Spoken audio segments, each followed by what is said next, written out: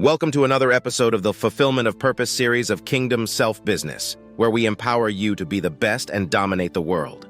Today, we want to talk about a current crisis in the world, the Israel-Palestine war, as it relates to the fulfillment of God's purpose, God's corporate plan for peace. Before we go into the Israel-Palestine crisis, let us look at God's corporate purpose. At KSB, we believe world peace can easily be achieved when individuals find and pursue their life purposes. Most chaos in the world is a result of not surrendering to the will of God, but conforming to man's will.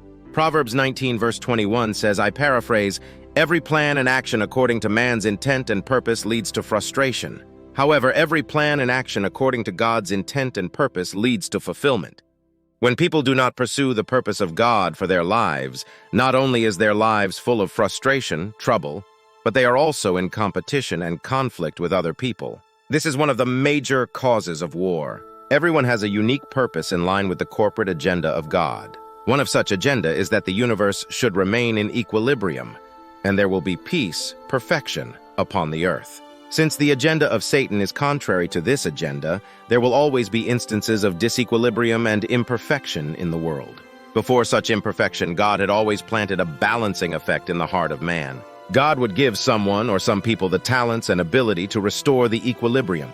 The creative ability of God is so magnificent that everyone is unique in addressing each imperfection. Therefore, everyone complements one another, and no one is in conflict with one another if each person works in line with God's agenda. Similarly, when a major event happens, whether positive or negative, it is always good to seek God's will in it. Anything contrary is conformity to the will of man. We learnt from the Bible that the way of God is past human comprehension. God always made arrangements for each imperfection. So why trouble yourself? Just go to God and find out what's the next move. God is a mastermind. As heaven is far from the earth, so are his ways from our ways and his thoughts from our thoughts. David demonstrated this surrender to the will of God as a king. He would go to God to inquire about a thing before deciding. And whatever God said he should do was what he did. For example, in 2 Samuel 21:2-5, King Saul pursued the Gibeonites and sought to kill all of them in his quest for the children of Israel and Judah. Now pay attention to this. Saul's anger at the Gibeonites was not personal hatred, but generated from the zeal for the welfare of the people he serves, the children of Israel and Judah. Yet God counted it as a sin against the Gibeonites. During the reign of David, there was a famine for 3 successive years. So David sought the face of the Lord. The Lord said, "It is on account of Saul and his blood-stained house. It is because he put the Gibeonites to death." The king summoned the Gibeonites and spoke to them. The Gibeonites said they wanted 7 sons of Saul to appease the issue. And so be it. Examples of conformity that led to imperfection. Take the story of Adam and Eve. When they disobeyed God, they were thrown out of Eden, and man was caused with hard labor to fend for food. That's imperfection. Though God redeemed man through Jesus Christ, man still had to contend with the accuser and stay in obedience to God to enjoy this redemption. People rather conform to the accuser than contend with him. This conformity led to wickedness of the heart of man against God.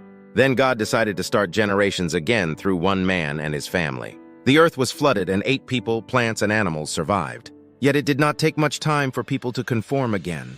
The wickedness led man again to build a tower to reach heaven.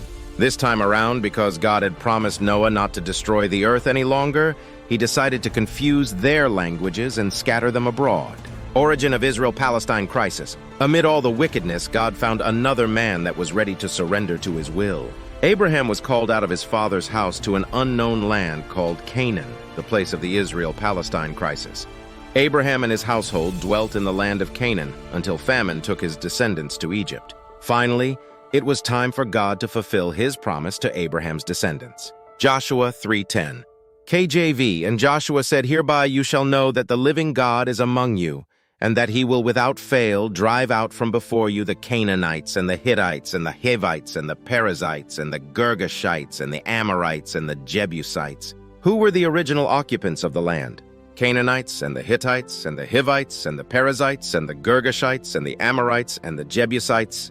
How did Abraham's descendants occupy the land? They attacked the inhabitants and claimed the land, as per God's promise and direction. Joshua 11:23 NLT. So Joshua took control of the entire land, just as the Lord had instructed Moses. He gave it to the people of Israel as their special possession, dividing the land among the tribes. So the land finally had rest from war. Some omissions.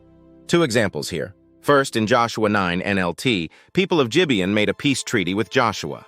So Joshua spared them. Even when Joshua found out they lied, he told his people, an oath is an oath. And God respected that. I explained that earlier. Secondly, in Joshua 15:63 NLT, but the tribe of Judah could not drive out the Jebusites, who lived in the city of Jerusalem. So the Jebusites live there among the people of Judah to this day. Judges 1:21 portrays the Jebusites as continuing to dwell at Jerusalem, within the territory otherwise occupied by the tribe of Benjamin. School of thoughts. The politicians Yasser Arafat and Faisal Husseini, among others, have claimed that Palestinian Arabs are descended from the Jebusites, to argue that Palestinians have a historic claim to Jerusalem that precedes the Jewish one by Professor Eric H. Final question. Who has claim to Jerusalem? This is very volatile and controversial. Our answer? We do not know. Only God knows.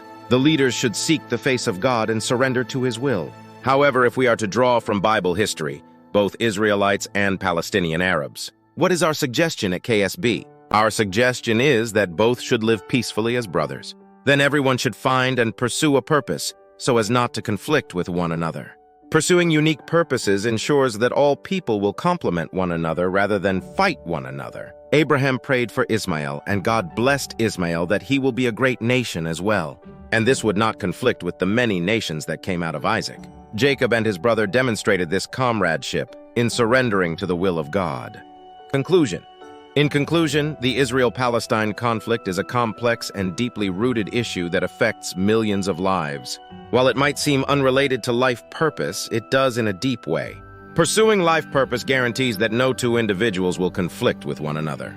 If you found this exploration of the relationship between life purpose and the Israel-Palestine conflict intriguing, please give this video a thumbs up, share it with others, and subscribe for more content that connects history, current events, and life purpose. We'll continue to explore how understanding life purpose can resolve the world's complex challenges. Until next time, may your life purpose be one of understanding, empathy, and positive change. Be the best and dominate the world.